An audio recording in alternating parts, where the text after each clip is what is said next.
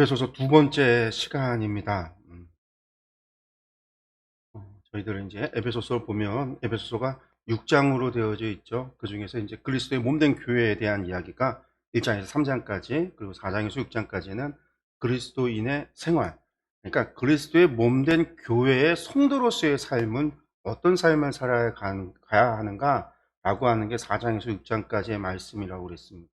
그리고 이제 1장에서 3장까지의 말씀은 우리 모두가 그리스도의 몸된 교회다라는 이야기를 그냥 바울 사도가 내가 이것을 깨달았다, 내가 이것을 깨달은 바를 너희에게 가르쳐 줄게, 이런 편지가 아니라 에베소 교회가 가지고 있었던 문제들, 기본적으로 에베소라고 하는 도시가 가지고 있었던 특색이 교회 안에도 그대로 들어와서 교회 안에도 다양한 인종과 계층과 사람들이 모자이크처럼 그렇게 무리지어서 예배하고 신앙생활하는 그러한 문제들, 그러한 상황들, 그런 것들을 염두에 두고 그들에게 그리스도의 몸된 교회로서 하나 될 수 있도록 겉면의 이야기를 하고 있는 것이 1장에서 3장까지의 말씀이라고 지난주에 이제 말씀을 드렸고요. 저희가 이제 지난주에는 1장까지 말씀을 봤죠. 그래서 구원에 대한 찬양과 지혜와 계시를 구하는 기도, 바울사도의 기도에 대한 이야기를 봤고, 2장부터 이제 저희가 이제 이 그리스도의 몸된 교회에 대한 부분에 있어서의 본론이에요, 본론. 그러니까 이제 우리가 이제 교회 안에서 성도는 무엇인가에 대한 이야기가 2장과 3장에 걸쳐서 이야기하고 있습니다. 먼저 2장 1절에서 3장 13절까지는요, 그리스도인의 지위가 무엇인가, 그리스도인이란 누군가라는 이야기죠. 정체성에 대한 이야기예요. 그것에 대한 이야기를 하고 3장 14절에서 3장 21절까지는 또다시 교회를 위한 기도, 바울사도의 기도문이 포함이 되어져 있습니다. 먼저 이제 그리스도인의 지위에 대한 부분을 좀 보겠는데요. 여기는 이제 다시 두 부분으로 나눠져서요. 2장 1절에서 10절까지는 개인적인 그리스도인의 지위에 대한 이야기고, 2장 11절에서 3장 13절까지는 공동체적인, 공동체, 교회 안에서의 그리스도인의 지위가 무엇인가에 대한 이야기를 합니다. 이 첫 번째 2장 1절에서 10절까지의 말씀을 보면은 네 개로 좀 구분해 볼 수 있어요. 과거에 우리는 누구였던가? 허물과 죄로 죽었던 자였다라는 거죠. 현재는 그럼 우리는 누구인가? 그리스도 안에서 구원을 받은 성도라는 거고요. 미래는 무엇인가? 우리 앞으로 우리는 어떻게 될 것인가? 하나님의 은혜의 풍성함을 열방 가운데 나타내는 게 우리의 역할이고, 그리고 이를 위해서 하나님께서 우리에게 선물을 주셨다라는 거죠. 그것이 구원이다라는 거예요. 우리가 이제 말씀을 좀 들어가서 보면, 먼저 과거 허물과 죄로 죽었던 자라고 이야기하는데 2장 1절부터 시작합니다. 그는 허물과 죄로 죽었던 너희를 살리셨도다. 누구겠어요? 그가 예수 그리스도시요. 예수 그리스도께서 허물과 죄로 죽었던 너희를. 에베소 교회 교인들만 허물과 죄로 죽었던 사람들이 아니에요. 우리 모두가 허물과 죄로 죽었던 죄인들인 거죠. 그때 너희는 그 가운데에서 행하여 이 세상 풍조를 따르고 공중의 권세 잡은 자를 따랐으니 곧 지금 불순종의 아들들 가운데서 역사하는 영이라. 그러니까 허물과 죄로 죽었던이라고 하는 말에 대한 설명이 2절이에요. 그러니까 사람이 죽었다라는 얘기 아니에요. 영적으로 우리가 허물과 죄로 말미암아 우리의 영적으로 죽은 자가 같았다라는 거죠. 그걸 어떻게 이야기해요? 세상 풍조를 따르는 거. 그리고 공중권세 잡은 자를 따랐다. 그 공중권세 잡은 자가 누구예요? 사단이잖아요. 사단을 따랐고 곧 지금 불순종의 아들들 가운데서 역사하는 영이다. 우상의 역사를 하는, 지금 세상의 공중권세 잡은 자를 역사하는, 그것을 따르는, 그것을 이제 가리키는 거예요. 그래서 그것을 허물과 죄로 죽었다라고 표현을 하는 거예요. 그런데 3절에 뭐라고 해요? 전에는 우리도 다 그 가운데서, 우리도 에베소 교회 교인 너희나 나나 다 그 가운데서, 우리 그 가운데서 공중권세 잡은 자에 따랐고 세상 풍조를 따라 살지 않았느냐. 그 가운데서 우리 육체의 욕심을 따라서 우리가 지냈고, 육체의 마음이 원하는 것을 하여 우리가 원하고 바라는 욕심을 따라서 행했다라는 거죠. 그래서 다른 이들과, 세상 사람들과 같았다라는 거예요. 그래서 우리는 본질상 진노의 자녀였다. 진노의 자녀라는 얘기는요, 분노하는 자녀라는 게 아니라 진노를 받을 대상이었다라는 거예요. 어떤 진노? 하나님의 진노. 하나님의 심판의 잔이 부어진다라고 그러잖아요. 진노의 대접이 쏟아진다라고 하는데 우리는 본질상 하나님의 진노를 받는 대상 자녀였다라는 거예요. 우리가 이걸 뭐라 그래요? 우리는 죄인이었다라는 말로 표현을 하는 거예요. 우리는 과거에 죄인이었다. 본질상. 두 번째, 그럼 우리는 어떻게 되어졌는가? 그리스도 안에서 구원을 받았다라는 거죠. 2장 4절에서 6절 말씀. 극률이 풍성하신 하나님이, 극률이 풍성하신 하나님께서 우리를 사랑하신 그 큰 사랑으로 인해서, 이게 전제예요. 사랑으로 인해서 허물로 죽은 우리를 그리스도와 함께 살리셨고 너희는 은혜로 구원을 받은 것이라. 또 함께 일으키사 그리스도 예수 안에서 함께 하늘에 앉으시니. 여러분들이 5절의 말씀, 그리스도와 함께 살리셨다. 우리가 이제 로마서 5장, 6장에서 바울 사도가 이야기하는 이야기가 있죠. 우리가 그리스도와 함께 죽고 그리스도와 함께 다시 살았다. 성령으로 말미암아. 언제요? 우리가 세례 받을 때에. 갈라디아에서는 또 뭐라죠? 우리가 그리스도와 함께 죽고 그리스도와 함께 다시 사나니 성령으로 말미암아 그리스도와 함께 산다라는 건데, 이게 지금 다 같은 얘기를 계속해서 반복적으로 하는 이야기예요. 이게 이제 바울이 전하고 있는 바울의 복음의 핵심 가운데 하나였으니까. 우리의 옛사람은, 우리의 본질상 죄인이었던, 진노의 자녀였던 우리의 옛사람은 죽고 그리스도와 함께 죽고 성령 안에서 그리스도와 함께 살았다라는 거예요. 근데 그것이 어떻게 해요? 은혜로 주어진 거죠. 우리의 공로나 우리의 노력이거나 우리가 마땅히 받을 만한 대가를 받은 것이 아니라 하나님의 은혜로 말미암아, 그리고 그것은요 하나님의 사랑 때문에. 요한복음 3장 16절에서 하나님이 세상을 이처럼 사랑하사 독생자를 주셨으니. 로마서 8장에서 바울 사도가 하나님께서 독생자를 죽이셨는데 언제? 우리가 아직 죄인 되었을 때 독생자를 주심으로 당신의 사랑을 확증하셨다. 하나님의 그 사랑으로 인해서 우리가 그리스도와 함께 살아나는 은혜를 받은 거죠. 뿐만 아니라 우리를 함께 일으키사 그리스도 예수 안에서 함께 하늘에 앉히시니. 오늘 여기는 이제 이거는 지금 앉히신다, 지금 에베소 사람들, 살아있는 사람들 하늘에 앉힌다라는 얘기가 아니에요. 그 사람들이 이제 죽은 이후에 하늘나라에 올라가서 구원을 받아서 앉게 된다라는 얘기죠. 그리고 지금 이미 죽은 성도들, 순교한 성도들, 믿음을 지키고 죽은 사람들은 하늘나라에 예수 그리스도와 함께 앉으셨다라는 얘기죠. 그 다음에 이제 미래. 하나님께서 7절에 뭐라고 이야기하냐면, 이것은 그리스도 예수 안에서 우리에게 자비하심으로써 그 은혜의 지극히 풍성함을 오는 여러 세대에 나타내려 하심이라. 이렇게 행하시는 이유가 예수 그리스도로 말미암아 우리를 그리스도 안에서 다시 살게 하시는, 구원에 이르는 복을 주시는 이유가, 우리로 하여금 죽은 우리가 그리스도 안에서 신앙을 지키고 믿음을 지켰던 자들을 하나님 그리스도와 함께 하늘의 보좌에 앉게 하시는 이유가 무엇 때문이냐? 여러 세대에 나타내려 한다라는 거예요. 지금으로부터 오는 모든 세대 가운데 하나님의 사랑과 하나님의 은혜와 하나님의 복주심과 하나님의 구원하심을 나타내려고요. 이게 에베소 교회에게 주는 편지잖아요. 그럼 에베소 교회만 그러는가? 아니요. 하나님께서 모든 사람들에게, 모든 믿는 자에게 은혜를 주시고 그 사랑하심으로 그들을 구원하시고 복 주시며 그들을 구원하시는 이유는요,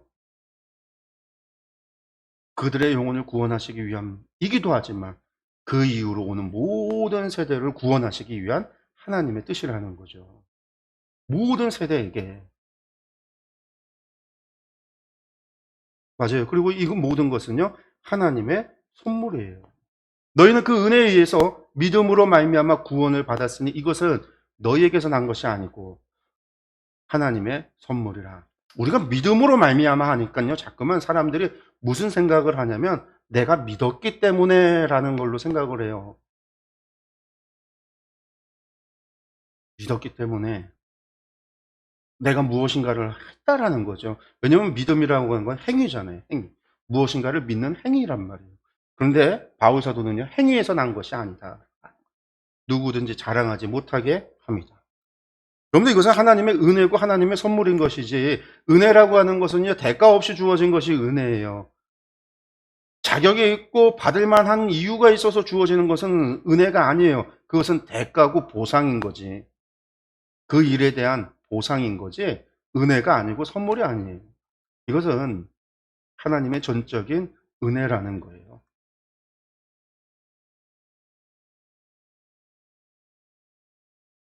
우리가 이제 믿음이라고 하는 것이 이제 예전에 이제 그런 얘기가 있어요. 우리가 믿음으로 구원을 받는다. 하나님의 전적인 100%의 하나님의 역사, 인간 역할에 있어서는 0%. 그래서 이제 하나님 100%, 인간 0%. 그래서 하나님의 절대적인 주권 안에서 우리가 구원을 받는다라는 거죠. 이게 이제 장로교에서 이야기하는 거예요.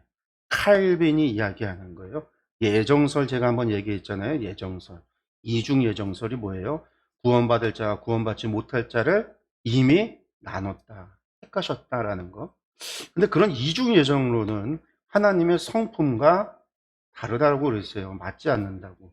그래서 이제 오늘날에 이제 저는 이중 예정설을 이제 장로교에서도 원치 않고 그냥 예정론만 이중 지옥 갈 자를 택하셨다. 이거는 아니다. 뭐 이렇게들 이야기하기도 하는데 어쨌든 이게 이제 하나님의 전적인 은혜를 주장하기 때문에 나오는 하나님 100% 인간 0%라는 거예요. 그런데 이제 한쪽에서는 또 어떻게 얘기하냐면 하나님 100%와 인간의 100%가 만나서 구원의 역사가 이루어진다라는 이야기가 있어요. 그게 뭐냐면 하나님께서 우리에게 100%의 사랑을 주고 구원을 베풀고 은혜와 복을 주시잖아요. 하나님 일하시면 100% 인간도 하나님께 구원을 받기 위해서 100%의 뭘 해야 되냐면 100%의 믿음과 성화를 이루어야 된다는 거예요. 그래서 하나님 배, 인간 배. 근데 이것도 잘못됐다라는 거예요. 이게 이제 문제가 있었어요. 왜? 하나님의 전적인 은혜가 아니라 인간의 백이면 인간의 노력과 행위가 들어가는 거 아니냐는 거예요. 근데 여기서 이제 구분돼야 되는 게 있어요. 인간의 그런 100%의 노력, 인간의 노력은 아무 필요가 없는가? 아니요. 인간 노력이 있어야 돼요. 인간이 열심히 노력이 있어야 돼요. 왜냐하면 성경 전체가 인간의 노력, 인간이 어떻게 살아가야 되는 이야기가 성경 66권의 이야기예요. 모세 5경의 율법이 인간이 어떻게 살아갈 것인가에 대한 이야기예요. 나머지 구약 성경 39권 5경을 빼고 34권의 책이요. 인간이 어떻게 살아가느냐의 문제예요. 어떻게 살아갔길래 실패했고 어떻게 살아가길래 성공했다고 하나님께서 복을 주시고 어떻게 살아가야 된다라고 말씀하는 게 구약 성경이에요. 신약은 다른가? 아니요. 예수님의 가르침은요. 우리가 이 땅에서 어떻게 살아가야 하는가에 대한 말씀이었어요. 여러분들 복음서의 예수님의 메시지, 예수님의 비유의 말씀, 예수님의 가르침의 말씀, 예수님의 말씀을 다 보세요. 거기엔 뭐에 대한 이야기냐면 하나님의 백성이 어떻게 살아가야 되는가에 대한 이야기예요. 바울 서신의 이야기와 전반부는 복음에 대한 설명이라면 나머지 절반은 전부 다 성도가 어떻게 살아가야 되느냐의 이야기였어요. 갈라디아서 성령 받은 사람은 어떻게 살아가야 되느냐? 로마서 그러면 구원받은 자, 의롭다함을 받은 사람은 어떻게 살아가야 되는가? 그러면 에베소서 그리스도의 몸된 교회의 성도는 어떻게 살아가야 되는가? 골로새서 그리스도가 머리 대신 그 교회의 성도는 어떻게 살아가야 되는가? 그럼 다 하나님 어떻게 살아가야 되는 이야기예요. 여기에 이제 그게 있는 거죠. 인간이 믿는다라고 할 때도요. 믿을 수 있는 것, 무엇을 믿느냐? 그것조차도 인간은 하나님을 알 수 없고 볼 수도 없고 깨달을 수도 없고 인간은 하나님에 대해서 알 수 없다라는 거예요. 인간은 유한한데 하나님은 무한하시잖아요. 인간은 육인데 하나님은 영이시잖아요. 하나님께서 당신을 계시하여 보여주시지 않으면 이거 로마서의 이야기죠. 자연을 통해서 하나님을 보여주셨어요. 그래서 사람들이 자연을 보고 자연의 법칙을 보고 자연을 보고 하나님을 알 수 있도록 했다라는 거예요. 그런데 사람들은 자연을 보고 그 형상을 만들어 우상 숭배에 빠졌고요. 하나님께서는 또 이스라엘에게는 특별하게 자연뿐만이 아니라 그들에게 말씀과 언약을 주셨어요. 특별 계시라고 그랬어요. 그런데 그들은 그것을 가져다가 자신들도 지키지 못하고 남들도 지키지 못하는 하나님을 믿지 못하는 범죄, 죄를 범했다라고 그랬죠. 하나님께서 당신을 보여주시지 않으면 우리는 하나님을 알 수 없고 하나님께서 우리에게 말씀하시지 않으면 우리는 하나님의 뜻을 알 수 없고 우리가 하나님의 역사를 하나님께서 우리에게 알려주시지 않으면 우리는 전혀 깨닫지 못하는 게 인간의 존재예요. 본질상 죄인이라고 하는. 그러니까 하나님께서 우리에게 은혜로서 당신을 계시하고 보여주시고 알려주시는 그 은혜로 말미암아 우리가 하나님을 알게 되고 하나님을 믿게 되는 거죠. 그런데 그 믿음조차도요. 하나님이 그래서 계시로서 주신 은혜라는 거예요. 하나님이 계시해 주시지 않고 은혜로서 우리에게 주시지 않았으면 우리는 결코 하나님 믿지 못해요. 그러니까 여러분들 복음 들어가지 않은 모든 땅에 하나님을 믿는 사람이 존재하는가? 없어요. 왜? 그것이 인간의 본성이에요. 하나님 알 수 없는. 우리도 누군가가 우리에게 복음을 전해주지 않았으면 우리 하나님 알지 못해요. 우리는요, 하나님 알지 못하는 사람으로서 우리는 어떻게 살아갔을까요? 무당을 찾던지 절간에 가든지. 우리는 그랬을 거예요. 우리가 말하는 그 믿음조차도 하나님의 은혜로 말미암아 생겨난 거예요. 은혜로 말미암은 거예요. 근데 그 계시 가운데 그것을 받았음에도 나는 하나님 안 믿어. 누구의 죄입니까? 나의 죄. 그래 나는 그 하나님 믿습니다. 나아가면 하나님께서 우리를 구원에 이르는 거죠. 이 모든 것이 하나님의 은혜다라고 하는 게 바울사도의 이야기였어요. 그 다음에 이제 공동체적인 그리스도인의 지위 2장 11절에서 3장 13절까지 이야기인데요. 먼저 두 가지로 나눠지는데 십자가로 화목하게 된 교회에 대한 이야기, 그리고 이 교회는요 이방인 구원의 비밀과 바울의 소명과 사역, 이방인의 사역에 대한 이야기가 나오고 있습니다. 공동체, 그리스도의 몸된 교회는 어찌 해야 되는가에 대한 두 가지. 첫 번째 2장 11절에서 22절입니다. 말씀 보면은요. 또 십자가로 이 둘을 한 몸으로 하나님과 화목하게 하려 하심이라 원수된 것을 십자가로 소멸하시고 또 오셔서 먼 데 있는 너희에게 평안을 전하시고 가까운 데 있는 자들에게 평안을 전하셨으니 이는 그로 말미암아 우리들이 한 성령 안에서 아버지께 나아감을 얻게 하려 하심이라. 여기서 이제 바울 사도가 이야기하는 중요한 에베소서에서 나오는 이야기가 나오는데 바로 한 성령 안에서라는 거예요. 한 성령 안에서. 한 성령 안에서. 우리가 믿는 성령은 한 성령이라는 거예요. 한 성령, 하나의 교회, 한 하나님, 한 주님. 그래서 이 둘을 한 몸으로 하나님과 화목하게 하려 하십니다. 우리가 십자가로 말미암아 그리스도로 말미암아 우리가 구원을 받고 하나님의 백성이 되어지고, 그래서 우리를 어떻게 하나님께서 우리를 독자적으로 니들 각자 알아서 살아. 교회도 필요 없어. 그냥 니들끼리 알아서 살아. 신앙생활 뭐 필요해? 각자 살아. 오늘날 그런 사람들이 많아요. 가난한 교인이라고 이야기해서 무교회주의자들, 교회 안 나가는 사람들, 혼자 인터넷에서 예배드리고 혼자 찬송가 부르고 혼자 성경책 보고 혼자 신앙생활 하는 사람들. 여러분들, 사도 바울이 교회를 지키기 위해서 그가 얼마나 노력했는지를 우리가 봐야 돼요.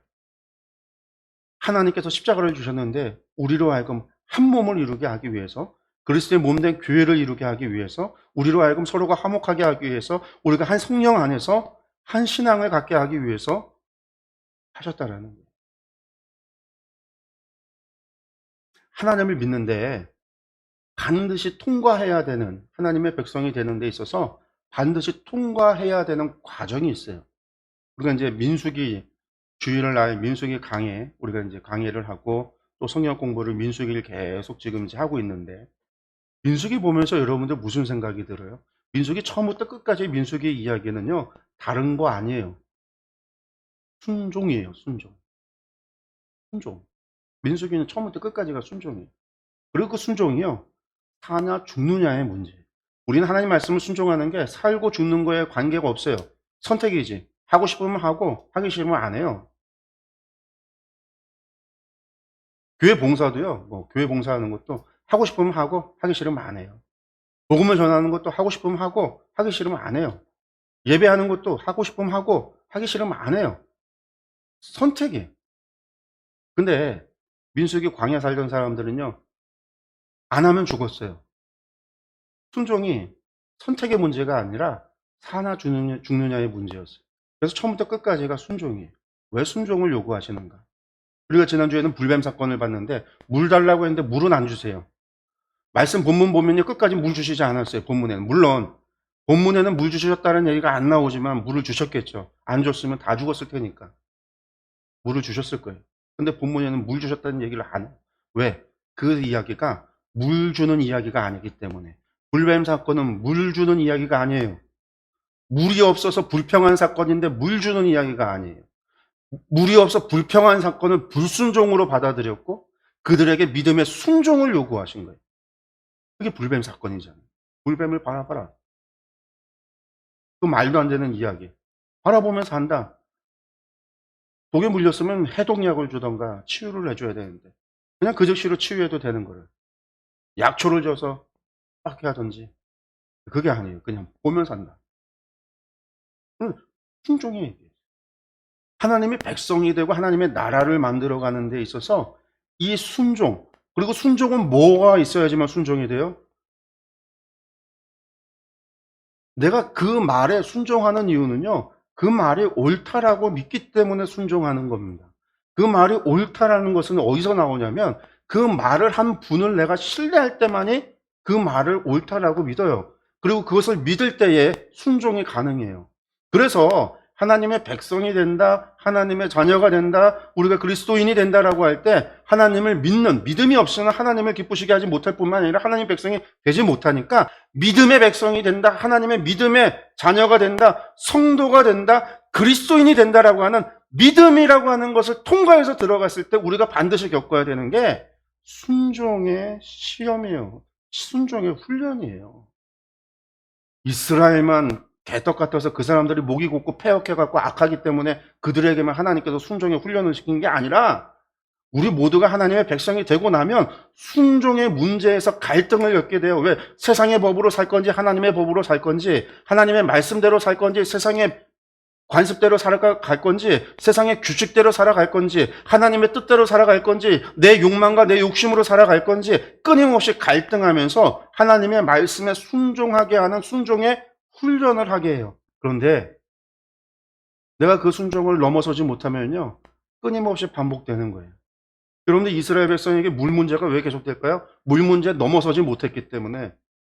물 문제를 넘어서지 못하니까 계속해서 나오는 거예요. 그런데 불뱀 사건 이후에 또다시 물이 없어지는 사건이 발생하는데 그때에 가서는요, 모압 평지 들어가서 물이 없어질 때는 어떤 일이 발생하냐면 이 백성이요, 물이 없다고 하나님께 나가서 기도해요. 그리고 하나님께서 물 준다 그랬더니 이 백성이 찬양을 해요. 그러고 나서 다시는 물에 관련된 시험이 안 와요. 물 시험이, 물 문제가 계속해서 반복되다가 그때 이후로 물 문제 나오질 않아요. 순종의 문제를, 훈련을 우리가 넘어서지 못하면 반복되는 거예요. 끊임없이. 근데 이 순종은요, 개인적으로 혼자가 안 돼요. 공동체가 돼야 서로가 서로의 힘이 되어주고, 서로가 서로의 중보자가 되어주고, 서로가 서로를 붙잡아주고, 서로가 서로를 경계해주고, 서로가 서로를 감시해주고, 그렇게 될 때 순종 훈련이 되는 거예요.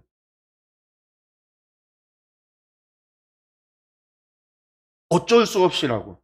어쩔 수 없이 나오고, 어쩔 수 없이 기도하고, 어쩔 수 없이 예배하고, 어쩔 수 없이 봉사하고, 어쩔 수 없이 성경을 읽고, 어쩔 수 없이 교회 행사에 참여하고, 다른 사람들 때문에 어쩔 수 없이 하더라도 그렇게라도 해서 끌고 와서 끌고 가는 게 순종의 훈련이에요.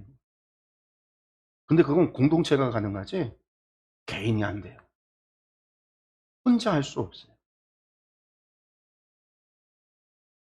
근데 오늘날 수많은 사람들이요, 혼자 가능하다라고 주장해요. 교회가 필요 없다라고 이야기해요. 그렇지 않아요. 왜 바울 사도가 우리가 그리스도의 몸된 교회의 지체라고 이야기하고 우리 모두가 하나라고 이야기하는 건, 우리가 우리 모두에 대한 영적인 책임을 가지고 우리가 모두가 함께 한 성령 안에서 성장하기 원하기 때문에. 그게 에베소의 이야기예요. 그러므로 이제부터 너희는 외인도 아니오 나그네도 아니오 오직 성도들과 동일한 시민이요 하나님의 권석이라. 너희 모두가, 왜 지금 에베소에는요 많은 사람들이 있어요. 뜨내기들도 있어요. 나그네들도 있어요. 무역하기 위해서 잠시 왔다 가는 사람들도 있어요. 수많은 사람들이 모였지만 모두가 다 하나고 하나님의 권석입니다. 너희는 사도들과 선지자들의 터 위에 세우심을 입은 자다. 너희가 사도들과 선지자 그들의 복음, 터가 그 복음의 터 위에 세우심을 받은 거예요. 그 복음 위에 세우심을 받았어요. 그리스도 예수께서 친히 그 교회의 모퉁이 돌이 됐어요. 그의 안에서 건물마다 서로 연결하여 주 안에서 성전이 되어가고, 너희도 성령 안에서 하나님이 거하실 초소가 되기 위하여 그리스도 예수 안에서 함께 지어져 가느니라. 우리가 고린도전서에서는요, 우리가 하나님이 성령님이 우리 가운데 거하시는 줄 너희가 알지 못하느냐, 너희 몸은 하나님의 성전이다 라고 말씀하셨는데, 에베소에서는요 하나님의 초소가 되기 위해서 지어져 간다라는 거예요. 그런데 어떻게 해요? 그 안에서 건물 받아 서로 연결하듯이. 이게 에베소가 이런 도시이기 때문에 그런 얘기가 나오는 거예요, 여러분들. 그리고 지난주에서 봤던 에베소 도시 모형도인데 이게 실제 로마 당시 이제 모형인데 여기 보면은요, 모든 건물들이요, 주랑과 회랑을 통해서 전부 다 연결이 되어 있어요. 이게 당시 로마의 건축술이에요. 건축을 이렇게 했어요. 그래서 모든 건물들이 서로가 연결이 될 수 있도록 주랑과 회랑을 통해서. 에베소 도시가 이런 도시였어요.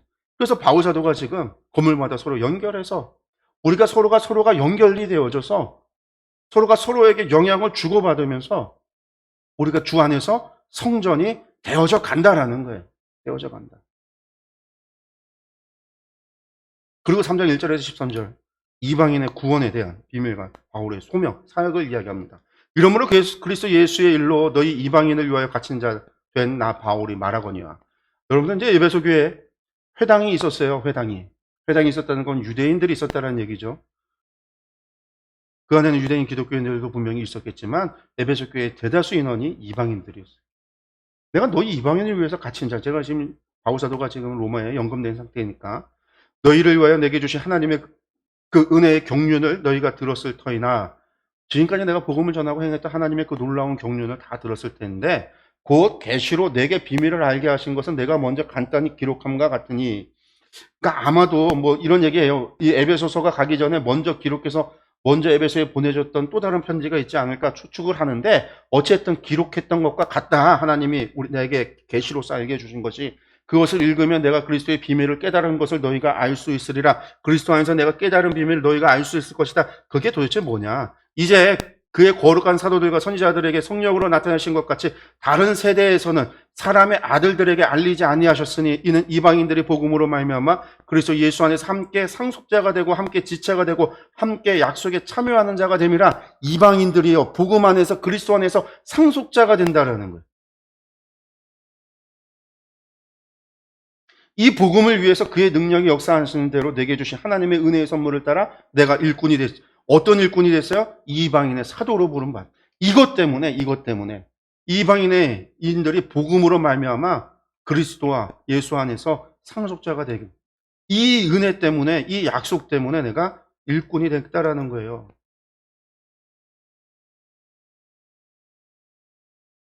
모든 성도 중에 지극히 작은 자보다 더 작은 나에게, 이건 자기를 낮추기 위한 겸손한 언어죠. 이 은혜를 주신 것은 측량할 수 없는 그리스도의 풍성함을 누구에게요? 이방인에게 전하게 하기 위해서. 이방인에게 복음을 전하게 하기 위해서. 영원부터 만물을 창조하신 하나님 속에 감추어졌던 비밀의 경륜이 어떠한 것을 드러내게 하려 하신. 비밀의 경륜이 뭐예요? 이거 아까 에베소서 처음부터 나왔던 얘기예요. 예수 그리스도의 십자가의 죽으심과 그로 말미암은 대속의 은혜, 구원의 은혜. 이는 이제 교회로 말미암아, 이것이 이제 누구에게로? 교회로 말미암아 하늘에 있는 통치자들과 권세들에게 하나님의 각종 지혜를 알게 하려 하심이니. 교회로 말미암아 이제는 사명이 누구에게로요? 교회로요. 곧 어떤 거냐? 영원부터 우리 주 그리스도 예수 안에서 예정하신 뜻대로 하신 것이라. 그 예정하신 뜻이 뭐예요? 예수 그리스도의 십자가야. 우리가 그 안에서 그를 믿음으로 말미암아 담대함과 확신을 가지고 하나님께 나아감을 얻느니라. 그러므로 너희에게 구하노니 너희를 위한 나의 여러 환난에 대하여 낙심하지 말라. 나 지금 감옥에 갇혔다고 염려하지 말라. 이것은 너희의 영광이다. 이것이.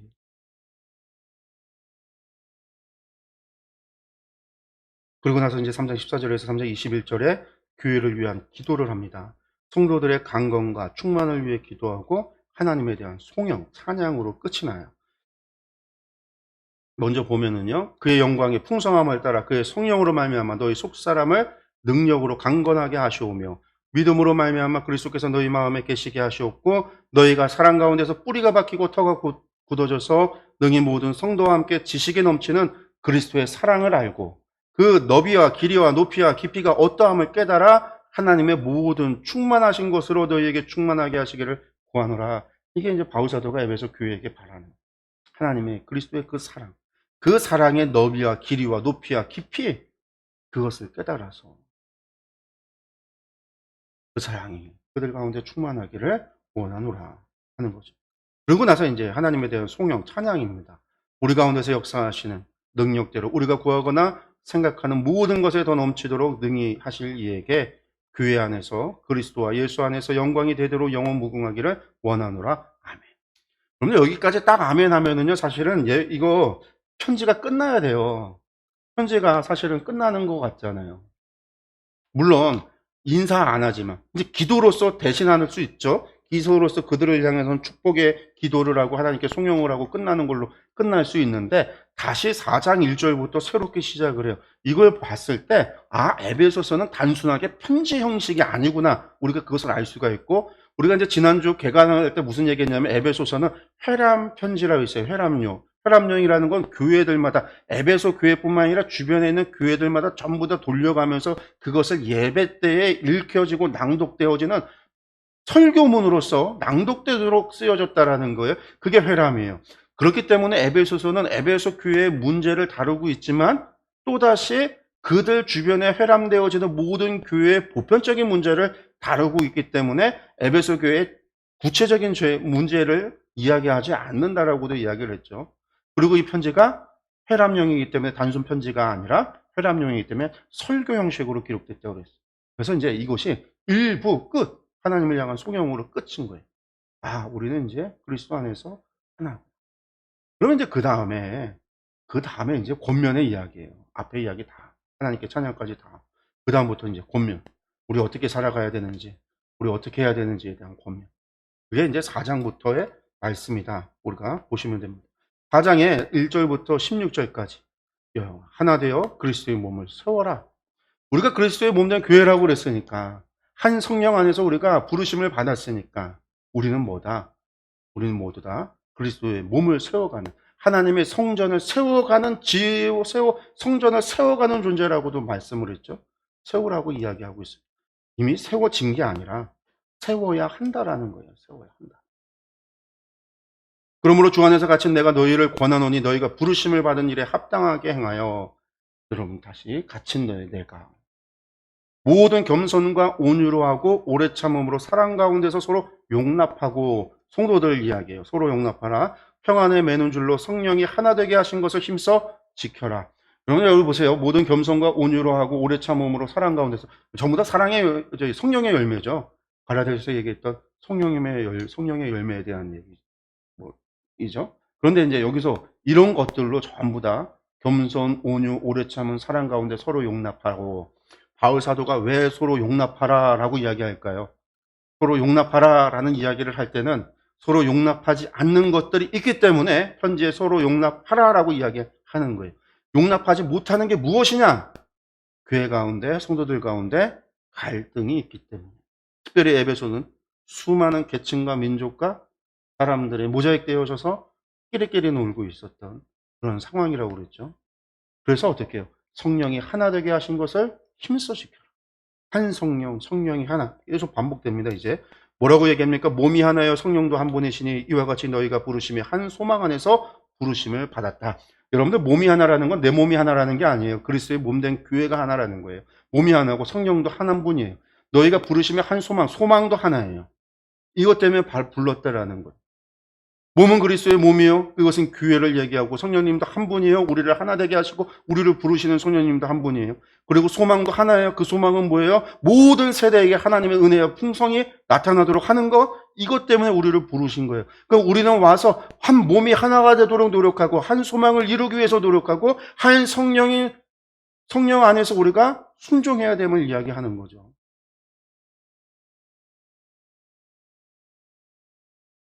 주도 한 분이시요 믿음도 하나예요. 세례도 하나예요.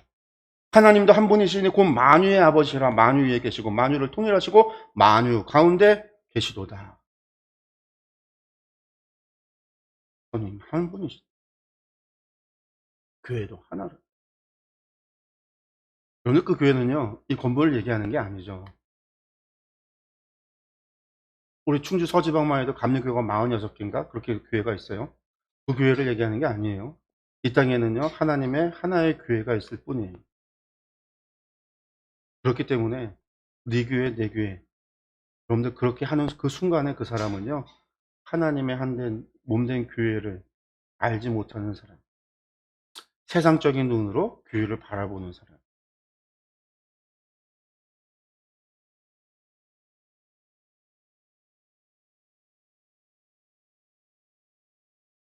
그 다음에 뭐라고 얘기합니까? 7절 이하야.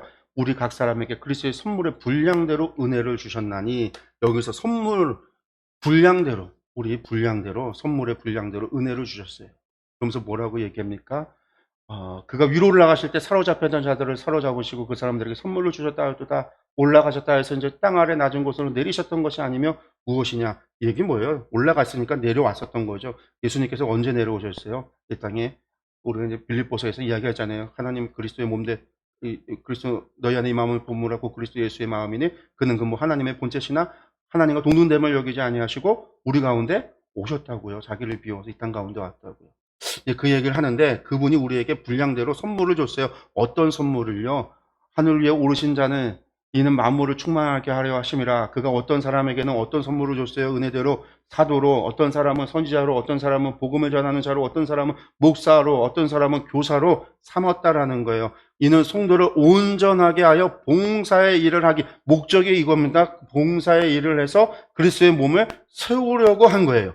여기에는요, 사도가 낫고 선지자는 못하고, 선지자는 복음 전하는 자보다 낫고, 목사는 교사보다 낫고, 이런 게 아니에요. 각각의 분량대로 줬고, 그들의 목적은 뭐냐면 그 사명에 따라서 직분이 주어진 거고, 그 직분을 통해서 이루고자 하는 거는요, 봉사하려고 한 거예요. 대접받으려고 하는 게 아니라, 남을 판단하려 하는 게 아니라, 그래서 뭘 하려고요? 그리스도의 몸을 세우려고요. 그리스도의 몸은 어떻게 세워지냐면요, 서로가 서로를 용납함으로 세워지는 거예요.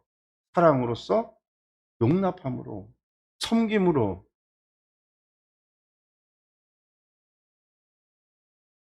사명에는요, 높고 낮은 게 없어요. 근데 오늘날에는요, 교회 안에 높고 낮음이 있어요. 마치 부엌에서 봉사하는 거는 천한 거고, 땡 앞에서 주차장에서 봉사하는 사람들은 천한 거고, 찬양단으로 가운 입고 거룩하게 찬양하고 있으면 그것은 대접받는 거고.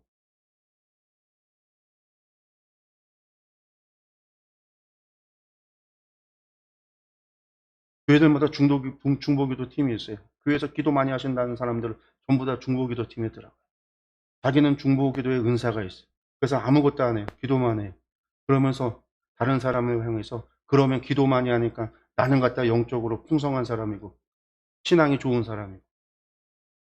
여러분들 그런 게 아니라는 거예요. 사명에 따라서 하나님 보시기에는요, 기도 많이 하는 사람들도 귀한 거죠. 그런데 주차장에서 봉사하는 사람은 하나님 기뻐하시는 거예요. 부엌에서 땀 흘려 요리하는 사람 기뻐하신다라는 거예요. 거룩하게 옷을 입고 찬양을 하니까 박수 받는 자리에 서 있으니까 그 사람들이 참 부러워 보이, 대단한 것 같고 좋아 보여. 하나님 눈에는요, 다 같다라는 거예요. 높고 낮음이 없다라는 거예요. 하나님 안에서 주를 향한 마음과 신앙과 믿음을 가지고 주를 위해 봉사하는 것, 사모하는 마음으로 하나님을 섬기는 것, 하나님은 그것을 보시는 것이지, 거기에 나와 있는 그런 것들은요, 사람의 눈으로 판단하는 거예요. 사람의 눈으로. 그렇기 때문에 서로가 서로를 향해서 내가 낫다 할 이유가 없어요. 우리는 모두가 그리스도의 몸을 세워가는 거니까. 교회에 필요한 자리를 따라서 그것을 갖다가 이루면서 교회를 이루어가는 거니까 우리가 그리스도의 몸을 세우는 것이지, 자기의 의를 내세우는 자리가 아니라는 거예요. 자기의 영광을 드러내는 자리가 아니라는 거예요. 우리가 다 하나님의 아들을 믿는 것과 아는 일에 하나가 되어 온전한 사람을 이루어 그리스도의 장성한 분량 한 때까지 이르리니. 이거예요. 모든 사람이 자신의 역할, 하나님이 주어진 역할을 최선을 다해서 하나님의 성전을 세워가고 그 성전을 세워감으로 인해서 하나님께 영광이 되는. 그리고 그것을 우리가 감당해 나아가는 것이 우리가 장성한 분량에 이르도록 성장하는 거예요. 성장. 모든 사람이 성가대하고 있으면 교회는 어떻게 굴러가겠어요?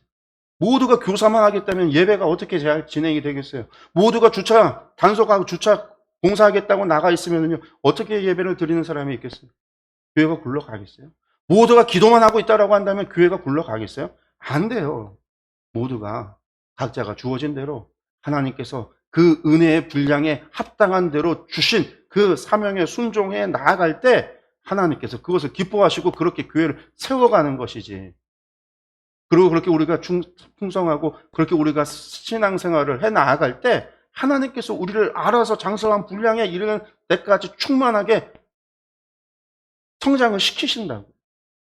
내 힘이 아니라, 내 능이 아니라 하나님의 은혜로 되어진다라는 거예요. 다만 어린아이가 되지 말고 사람의 속임수와 간사한 유혹에 빠져 온갖 교훈의 풍조에 밀려서 요동하지 말고, 그 얘기는 뭐예요? 그런 것들의 유혹에 넘어가지 말고 내가 내 역할과 받은 사명에 충성히 하는 것. 그리고 이것을 이루는 게 이거예요. 오직 사랑 안에서 참된 것을 하여 범사에 그 얘기까지 잘할지라. 그는 머리는 곧 그리스도라. 아까 시작도 그랬죠? 피차간에 서로 사랑으로 용납하라. 용납하라. 이게 하나님의 교회를 세워가는 방법이에요. 사랑 안에서. 누가 하나님께서 우리에게 다른 사람을 판단하고 재판할 권한을 줬어요? 누가 하나님께서 누구에게 비판하고 누구를 갖다가 험담할 권세를 줬어요? 안 줬어요.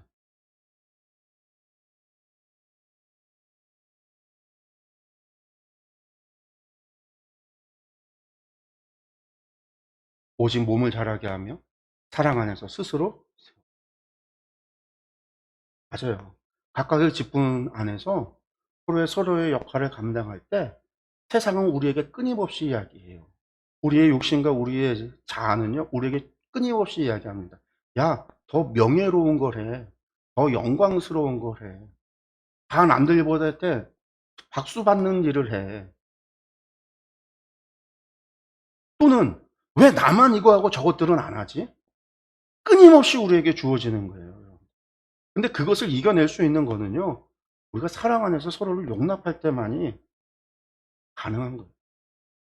이것이 나에게 주신 사명이라고 하는, 사람과 옆 사람을 바라보면서 왜 나는 이걸 주고 왜 저 사람은 저걸 하겠느냐가 아니라 하나님과 나 안에서 주신 사명에 내가 감사함으로 참여하고 그리스도의 몸된 지체로서 나를 불러주신 그 불러주신 하나님의 은혜와 나에게 사명을 주신 하나님의 그 은혜와 나의 분량대로 충만케 하시는 하나님의 그 은혜의 선물에 감사하면서 서로가 서로를 용납할 때 교회가 건전해지고 건강하게 성장한다라는 거예요. 그 다음에 이제 4장 17절에서 5장 21절에 새 사람을 입으라라고 말씀합니다. 새 사람을 입어라. 예, 새 사람 입으라 하니까 우리가 로마서 생각이 나죠. 옛사람과 새 사람. 옛사람과 새 사람. 바울 사도의 복음의 내용이에요. 복음의 핵심 가운데 하나. 우리의 옛사람을 벗어버리고 새 사람을 입어라. 성령 안에서 성령으로 말미암아. 볼까요? 그러므로 내가 이것을 말하며 주 안에서 증언하노니 이제부터 너희는 이방인이 그 마음에 허망한 것으로 행함같이 행하지 말라. 행동의 변화를 요구하죠.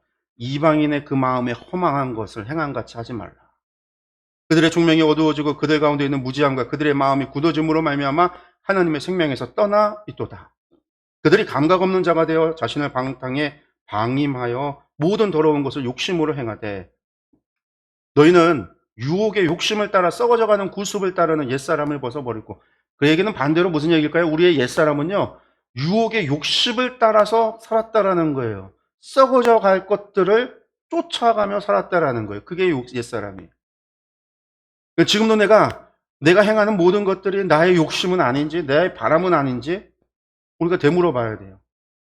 내가 바라고 있는, 내 인생의 목표로 삼고 있는 것, 내가 삶을 살아가면서 내가 내 에너지를 쏟고 있는 것들, 내가 하나님 앞에 간구하고 있는 것들, 그것이 나의 유혹의 욕심을 따라서 행하고 있는 것이 아닌지, 내 옛사람의 모습을 아직도 버리지 못하고 있는 것은 아닌지, 이게 옛사람이라는 거예요. 그러면서 오직 너희의 심령이 새롭게 되어 하나님을 따라 의와 진리의 거룩함으로 지으심을 받은 새 사람을 입어라. 욕심을 따라가는 것은 새 사람이고 하나님의 의와 진리의 거룩함을 따라가는 것이 새 사람이라는. 진리는 뭐죠? 그리스도의 복음이에요. 거룩함은 뭐예요? 하나님의 말씀이에요. 주의 복음과 말씀을 따라 사는 것. 여러분들 그게 새 사람이라는 거예요. 우리는 예수님 믿으니까 믿음으로 새 사람 거듭났다, 새 사람 됐다라고만 이야기하는데 바울 사도 그것만 얘기하는 게 아니에요. 너희가 새 사람을 받았다라는 얘기는요, 그 주의 복음과 그의 말씀, 하나님의 말씀을 따라 살아가는 삶이 새 사람 입는다라는 거예요. 새 사람의 삶을 살아간다라는. 그러지 않고 어떻게 해? 새 사람이라 이야기할 수, 하나님의 백성이라고 이야기할 수 있어요. 어떻게 그리스도의 도를 따르는 그리스도인이라고 말할 수 있겠어요? 아니다라는 거죠. 그다음에 이제 성도의 대인의 관계, 4장 25절에서 32절에 말씀하는데요. 그런즉 뭐라고 얘기하냐면 거짓을 버리고 각각 이웃과 더불어 참된 것을 말하라. 이는 우리가 서로 지체가 됨이라. 무슨 지체요? 그리스도의 지체. 여기서 이웃이라고 하는 것은요, 성도를 얘기해요. 우리 교회의 성도를 이웃이라고 표현하고 있는 거예요. 그래서 우리 모두가 교회 안에 지체가 되기 때문에. 그래서 관계에 있어서 버려야 되는 거 첫 번째, 거짓. 사람과 사람의 관계에서 신뢰가 무너지면 끝이. 사랑으로 서로를 용납하고 거짓을 버려서 서로가 신뢰할 수 있도록. 분을 내어도 죄를 짓지 말며 해가 지도록 붐을 끊지 말고 마귀에게 틈을 주지 말라. 도둑질하는 자는 다시 도둑질하지 말고 돌이켜 가난한 자에게 구제할 수 있도록 자기 손으로 수고하여 선한 일을 하라. 그런데 이게 지금 명령하고 있잖아요. 그리스도인 이렇게 살아야 된다는 거예요. 여러분들 성도는요, 거짓을 버려야 돼요. 이웃과 성도들과의 관계에 있어서 참된 것만을 말해야 돼요. 분을 내어서도 안 되고 해가 지도록 분을 품어서도 안 되고요. 그렇게 마귀에게 틈을 줘서도 안 되고, 도둑질하는 자 다시는 도둑질하지 말아야 되고, 가난한 자에게 구제할 수 있도록 자기 손으로 수고하라. 근데 여기서 재밌는 겁니다. 도둑질하는 자는 다시 도둑질하지 말고 돌이켜 가난한 자에게 구제할 수. 이 이야기는 뭐냐면요, 도둑질이 남의 거 훔치는 것만을 얘기하는 28절 이야기가 아니에요. 가난한 사람들을 구제하고 도와야 되는 것을 돕지 않는 걸 도둑질이라고 이야기하는 거예요. 율법에도 부자들은요, 가난한 자들에게 뭐 하라고 그랬어요? 3년에 한 번은 11조로 구제, 기금으로 내야 됐고요. 헌금을 내야 됐고, 내 밭에 있어서 떨어진 이삭은요, 가난한 자들을 위해서 줍지 말아야 되고, 한 번 지나간 걸 다시금 빼먹고 안 딴 거에 대해서 다시금 수확하려고 돌아가서도 안 돼요. 지나간 거는 내 것이 아니라 이웃 거예요. 담 곁에 있는 것도 수확하지 말라고 그랬어요. 그것도 가난한 자들의 몫이에요. 이웃에게, 가난한 자들에게, 먹을 것 없는 자들에게 먹을 것을 주는 거, 구제해야 되는 거, 남을 돕는 거, 여러분들 이거 하지 않는 걸 도둑질, 28절에서 도둑질이라는 거예요. 진짜 무슨 어디 남의 집 담을 넘어가서 훔쳐오는 걸 얘기하는 도둑질이 아니라 28절의 도둑질이. 성도가 내 안에서, 교회 안에서 가난한 자들. 우리 누가복음에 보면 거지 나사로와 부자의 비유가 있죠. 부자가 지옥에 간 이유는요, 단 한 가지입니다. 거기 성경에는 부자가 지옥에 간 이유를 말하지 않아요. 거지 나사로가 아브라함의 품에 낙원에 올라간 것도 이유를 말하지 않아요. 거지는 간다라는 얘기가 아니잖아요. 근데 거기 말씀의 이야기를 보면은요, 결국은 뭐에 대한 이야기냐면요, 부자가 가난한 자를 돕지 않았기 때문에 지옥 갔다라는 거예요. 가난한 자, 내 문 밖에 있는 자, 그를 선을 행하지 않은 거, 그게 지옥에 간 이유라는 거예요. 예수님의 비유의 말씀에. 이게 도둑질 하는 거. 하라라는 거예요. 교회 안에서. 어울사도의 이야기. 얼마나 구체적이에요? 무릇 더러운 말은 너 입 밖에도 내지 말라. 더러운 말, 욕 이런 거 하지 말라는 거예요. 오직 덕을 세우는데 소용되는 선한 말을 해라. 덕을 세우는 좋은 말만 해라. 그렇죠. 남에게 고지곧대로 이야기한다고 말하는 게 덕이 되지 않아요. 어떤 경우에는요. 사람은요. 어떤 사람은요. 직설적으로 얘기해줘야 알아듣는 사람이 있고요. 어떤 사람은 직설적으로 얘기하면요. 튕겨나가는 사람이 있어요. 어떤 사람은요. 비유로 둘러서 꼬셔서 얘기해야 되는 사람도 있어요. 사람 갈아가면서 얘기하라고 그러잖아요. 여러분들 선한 말을 할 수 있도록 덕을 세우는 것. 어떤 덕이에요? 교회의 덕을 세우는, 내 덕 세우는 게 아니라 교회를 위해서 더러운 말, 욕하지 말라는 거예요. 그래서 듣는 자들에게 은혜를 끼치게. 그래서 어떤 사람은요, 대화를 하면요, 기분 좋은 사람이 있는데 어떤 사람은요, 대화를 하면 기분 나쁜 사람이 있어요. 교회 성도들이 기분 나쁜 사람이 돼서는 안 된다라는 거예요. 어떤 사람들이 그래요? 뒤에서 남 험담하는 사람들, 남 비판하는 사람들, 헐뜯는 사람들. 그게 은혜가 되겠냐고. 사도의 이야기입니다. 하나님의 성령을 근심하게 하지 말라. 성령님 근심하게 하지 말라라는 거예요. 성령님 어디 계셔요? 우리 안에 계세요. 그래서 우리 안에 계신 성령님께서 근심하는 경우가 있어요. 어떤 경우요? 우리 안에서 내 신앙에 따라서 내 모습 속에서 근심하는 경우가 있어요. 오늘 예배 드려야 되는데 놀러 갔단 말이에요. 예배 안 드리고 놀러 갔어요. 요즘같이 더운 날 예배 시간 빼먹고 놀러 갔어요.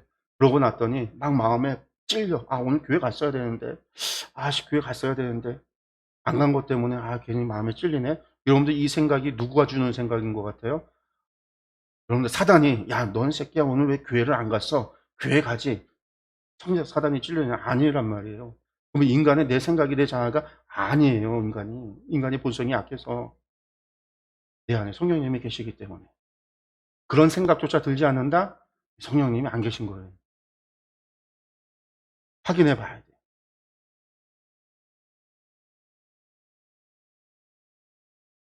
왜요? 성령님이 우리 안에 계시기 때문에 이런 일이 벌어지는 거예요. 내가 하나님의 소유가 되어졌기 때문에 그런 일이 되어진 거예요. 그래서 30절 이 후반부가 그예요. 그 안에서 성령을 근심하게 하지 말라. 그 안에서 사실은 하나 성령님이 내 안에 계시는데 내가 그 안에서 너희가 구원의 날까지 인치심을 받았다. 그러면 인침 받았다는 얘기 뭐예요? 도장 찍었다는 얘기. 도장. 그럼 하나님은 우리에게 진짜 도장을 맞박에 찍고 다니시는가? 이것은 내 것이다. 하나님 보좌에 앉으신 어린 양 그 이름이 찍어서 도장을 맞박에 찍고 있는가? 아니잖아요. 이건 상징 표현이죠.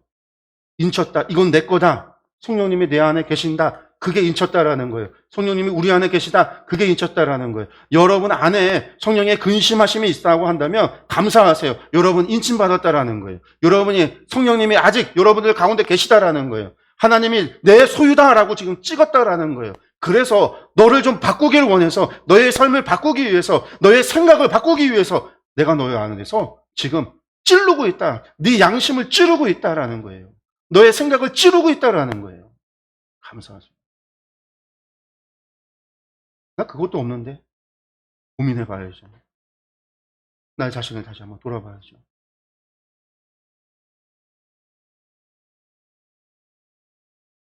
그러면서 맨 마지막 결론은 똑같이 해요. 또 다시 반복돼요. 서로 친절하게 하며 불쌍히 여기며 서로 용서하기를 하나님이 그리스도 안에서 너희를 용서하신 같이 하라.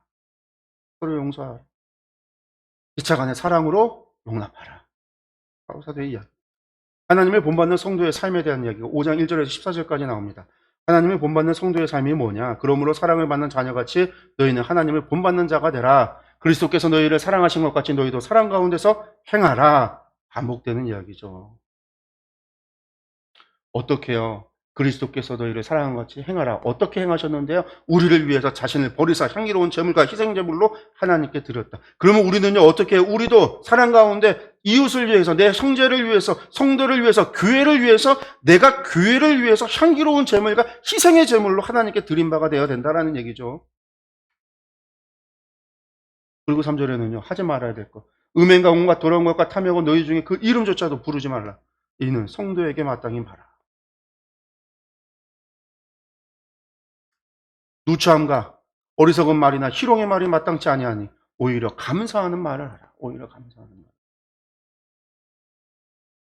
그리고 이제 5장 15절에서 21절에 지혜로운 성도의 삶에 대해서 이야기합니다. 지혜로운 성도의 삶. 그래서 세월을 아끼라. 때가 악하다. 그러므로 어리석은 자가 되지 말고 오직 주의 뜻이 무엇인가 이해하라. 여러분들 제가 세월을 아끼라 때가 악하다라고 했는데 때가 악하다라고 한 이야기 말씀하고 나서 지금까지 몇 년이 흘렀어요? 2000년이 흘렀어요. 2000년이 흘렀어요. 아직도 때가 악하다. 이야기는요, 이때가 때가 악하다라고 했으니까 그때만 때가 악하다라는 얘기가 아니에요. 세상이 악하다라는 거예요. 우리가 살아가고 있는 우리의 세월이 악하다라는 거예요. 우리의 세월을 아끼라는 거예요. 주의 심판의 날이 가까웠으니까라는 얘기가 아니라 16절의 이야기가 에베소 교회의 한 이야기가 그들의 세월, 자신의 날들을 아끼고 그들이 살아가는 세상이 악하다라는 얘기예요. 그래서 주의 뜻이 무엇인가를 이해하라. 술 취하지 말고 이것은 방탕한 것입니다. 성령의 충만함을 받아라. 왜 이런 얘기 하냐면요. 이게 에베소 교회 도시 안에 항구 도시 안에 술 취하는 일이 많았으니까요. 바카스라는 우상, 술의 우상, 축제의 우상, 술 먹는 우상 그런 우상 섬김도 있었어요. 앞에서 나왔던 음행하지 말라. 에베소 도시 안에 그런 아프로디테 신전에서 온갖 음행하는 우상 숭배의 일들이 있었잖아요. 그런 것들을 염두에 두고 그 도시 에베소라고 하는 도시에 맞춰서 전하는 말이에요. 시와 찬송과 신령한 노래들로 서로 화답하며 너희의 마음으로 주께 노래하며 찬송하며 범사에 우리 주 예수 그리스도의 이름으로 항상 아버지 하나님께 감사하며 그리스도를 경외함으로 피차 복종하라. 피차 복종. 사랑으로 피차 용납하라. 다른 말이죠. 다음으로 이제 5장 22절에서 6장 9절까지가 피차 복종하라. 앞에 이야기했던 그 피차 복종하라는 얘기를 다시금 이야기합니다. 피차 복종하는 것이 무엇이냐라고 할 때에 우리가 이제 보면은요, 아내와 남편, 자녀와 부모, 종과 산적. 이 부분이요, 골로새서하고 일치해요. 거의 똑같아요. 그래서 이제 우리가 골로새서하고 에베소서를 쌍둥이 서신 이야기하는 거죠. 그 내용들이 똑같아요. 아내와 남편. 아내는 남편에게 복종하고 남편은 아내를 사랑하라. 우리가 이제 골로새서에 봤던 얘기 똑같이 나옵니다. 아내들이 남편에게 복종하기를 주께 하듯 하라라고 하는 거죠. 주께 하듯 하라. 남편은 뭐라고 그래요? 남편들은 아내 사랑하기를 그리스도께서 교회를 사랑하고 그 교회를 위하여 자신을 주신같이 하라. 똑같은 이야기 하고 있죠. 그러면 이제 자녀와 부모의 문제에 있어서 부모를 공경하라. 자녀들아 주 안에서 너희 부모에게 순종하라. 이것이 옳으니라. 부모는요, 또 아비들아 너희 자녀를 노엽게 하지 말고 오직 주의 교훈과 훈계로 양육하라. 골로새서에 나왔던 이야기들 많이 이야기합니다. 네. 그 다음에 이제 종과 상전에 대한 이야기죠. 상전, 상전에게 순종하라. 종들아 두려워하며 떨며 성실한 마음으로 육체의 상전에게 순종하기를 그리스도께 하듯 하라. 눈가림만 하며 사람을 기쁘게 하는 자처럼 하지 말고, 눈가림이라는 건 뭐예요? 앞에 보일 때만 하고 없으면 안 하고 그렇게 가식적으로 위선적으로 사람을 기쁘게 하는 자처럼 하지 말고 그리스도의 종들처럼 마음으로 하나님의 뜻을 행하라 라는 거예요. 이는 각 사람이 무슨 선을 행하든 종이나 자유인이나 주께로부터 그대로 받을 줄을 압니다. 이야기하죠. 상전들은 위협을 거쳐라. 너희들도 그들에게 이와 같이 하고 위협을 거쳐라. 그들과 너희의 상전이 하늘에 계시고 그에게는 사람을 의무로 취하는 일이 없는 줄 너희가 알미라. 하나님 앞에 진짜 주인 하나님 계시니 알고 위협을 그쳐라. 왜 그러냐면요, 로마 시대 때 상전과 종의 관계는요, 종은요 소유라고 그랬잖아요. 물건이에요. 가축이었어요. 뭐 맘대로 죽여도 죄가 되지 않는.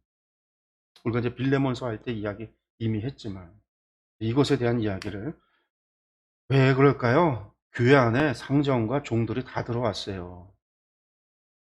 근데 그리스도는요, 주 안에서 하나라고 가르치는데 종과 상전이 하나잖아요. 이거는 사실은 로마 사회의 근간을 흔들 수 있는 이야기예요. 사실은 맞죠. 모든 사회에 다 그랬어요. 이 복음이, 바울사도의 이 복음은요. 우리나라에 처음 복음이 들어왔을 때 뭐라고 그랬어요? 이것들이 주인과 종이 다 하나라는 거예요. 아비와 아들이 하나라는 거예요. 그러니까 유교 조선시대에 복음이 들어와서는 전부 다 이것들이 쌍놈의 종교라고 이야기하고 유교의 근간을 흔든다라고 이야기하고, 그래서 박해를 해서 수많은 사람들이 순교당해 죽었잖아요. 처음 복음 들어왔을 때. 근데 바울이 이야기하는 거예요. 그 다음에 이제 마지막으로 전신갑주를 입어라. 이런 삶을 살기 위해서 우리가 그냥 살아간다는 게 아니에요, 여러분들. 우리가 자꾸 그리스도인이 되면은요, 그냥 되어지는 줄 알아요. 하나님 믿었으니까 그냥 되는 걸로 생각을 해요. 바울 사도의 이야기만 들어보면 하나님 선물로 다 주는 거니까 다 된다라고 생각하는데, 바울은 절대 그 얘기를 하지 않잖아요. 우리는 전신갑주를 입고 싸워야 된다라는 거예요. 내 삶을 지키기 위해서, 이러한 삶을 살아가기 위해서는요, 전쟁과 같은 전투를 치르며 살아가야 된다라는 거예요. 혈과 육의 싸움이 아니라 내 마음에서, 내 삶에서, 내 생각에서, 내 믿음 가운데서 끊임없이요, 내 생각이, 내 욕심이, 내 욕망이, 내가 지금까지 배워왔던 관습이 나를 끊임없이 주장하는 그것을 그리스도의 복음 안에서 끊임없이 싸워야 된다라는 거예요. 영적인 전투 6장 10절에서 20절입니다. 뭐라고 얘기하냐면, 끝으로 너희가 주 안에서 너희 그 힘의 능력으로 강건하여 주고 마귀의 관계를 능히 대적하기 위하여 하나님의 전신갑주를 입으라. 싸워야 되기 때문에요. 싸워야 돼요. 우리의 씨름은 혈과 육을 상대하는 것이 아니라 통치자들과 권세들과 이 어둠의 세상 주관자들과 하늘에 있는 악의 영들을 상대함이라. 그러므로 하나님의 전신갑주를 취하라. 이는 악한 날에 너희가 능히 대적하고 모든 일을 행한 후에 서기 위함이다. 우리가 서기 위함이다. 어느 날에 서기 위함이에요? 요한계시록 보면은요, 6번째 인이 띄어질 때에 세상에 아무도 누가 능히 이 하나님의 심판 앞에 누가 능히 서리요. 이게 이제 세상의 왕과 귀족과 상인과 주인과 종들과 모든 사람들이 하는 외침이었어요. 누가 능히 서리요. 그리고 나서 6번째 인 띄어지고 나서 바로 7장부터 나오는 이야기가 이런 사람이 쓴다. 누가요? 그리스도의 피로 말미암아 구원함을 얻은 사람들. 모든 민족과 방언에 아무도 셀 수 없는 그 많은 무리들이 하나님을 찬양할 때에 바울의 사도는 누가 서리요? 그때 전신갑주를 가지고 입고 싸우는 사람. 그래서 요한계시록 2장 3장에 나오는 7교회에게 주신 약속이 어떤 약속이냐면요. 이기는 자에게 주시는 약속이에요. 세상에서 이기는, 교회는 세상에서 싸우는 교회라는 거예요. 전투하는 교회라는 거예요. 성도는 전투하는 용사라는 거예요. 교회가 병원이 아니라, 오늘날 사람들은요, 교회를 병원으로 생각해요. 상한 심령 갖고 와갖고 교회에서 치유받고 그래서 위로받고 그러길 원하는데, 교회는요, 그런 병원이 아니에요. 상담하고 치료해주는 곳이 아니에요. 교회는요, 야전 사령관, 야전이에요.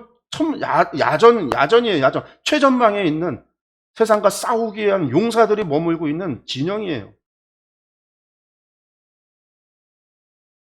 거기서 뭘 하라고 그러냐면, 진리로 너희 허리띠를 띠고 의에 오신경을 붙이고 평안의 복음에 준비한 것으로 신을 신고 모든 것 위에 믿음의 방패를 가지고 이로써 능히 악한 자의 모든 불화살을 소멸하고 구원의 투구와 성령의 검, 그 하나님의 말씀을 가지라. 모든 기도와 간구를 하되 항상 성령 안에서 기도하고 이를 위하여 깨어 구하기를 항상 힘쓰며 여러 성도를 위하여 구하라 라고 말씀하고 있어요. 이게 로마의 전신갑주예요. 그러니까 이걸 가지고 설명을 한 거예요. 구원의 투구, 의의 흉배, 진리의 허리띠, 평안의 복음의 신, 믿음의 방패, 그리고 성령의 검. 이게 로마 시대 때 전신갑주.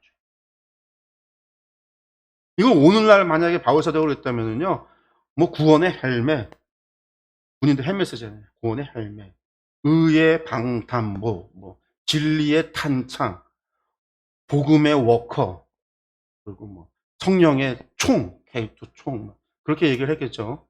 당시 로마 시대 때 사람들이 알고 있었던 전신갑주. 그리고 나서 이것이 로마 군인들이요, 1대1로 싸우지 않아요. 이게 로마 군인의 진영이에요, 진영. 오와 열을 맞춰서요, 서요.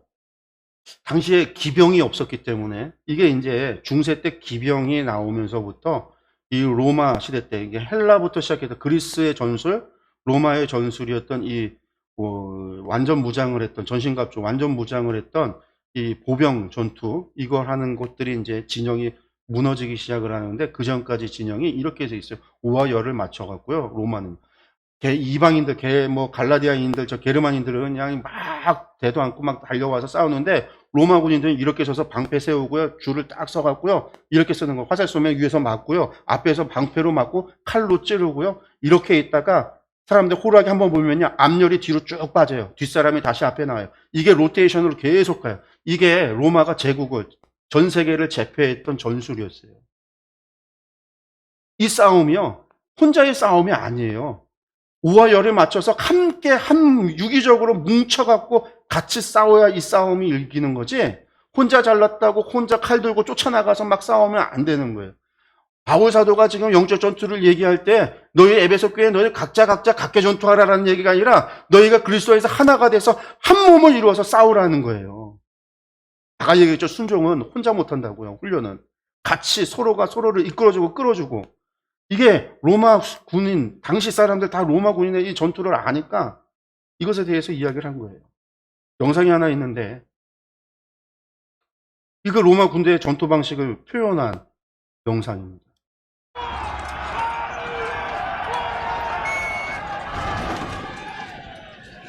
근데 호루라기 본 사람이 백부장이에요, 백부장. 여기 보면 다 지금 이 야만이들은 그냥 막 달려들죠. 여유가 없이 그냥 무조건 달려들고, 로마 사람들은 방패 들고 앞에서 지금 싸우고 있죠. 그래서 호루라기 불면 이제 앞열의 사람이 뒤로 가요. 맨 뒤로. 다시 사람이 가. 앞에 사람이 뒷사람이 이제 앞 사람 등을 잡고 저렇게 전쟁을 계속 로테이션하는 거예요. 근데 여기 보면은 이제 이 사람 한 명이 쫓아나가요. 이제 흥분을 해서 나가는데, 이게 이제 원래 이 영상 뒤 전에 무슨 일이 있었냐면, 저 사람이 나가기 전에 막 술을 먹은 상태에서 흥분을 해서 혼자 나가는 거예요. 저 사람을 빼오려고 지금 백부장이 진영을 앞으로 전진을 시켰고, 그리고 가서 이제 저 사람을 다시 데리고 들어오죠. 여기서 보면 이제 포메이션을 유지하라는 얘기가 나와요. 포메이션. 진영을 유지하라라는 얘기입니다. 그리고 이제 이게 왜 이러냐면, 이 사람이 흩어져 갖고 진영이 무너지면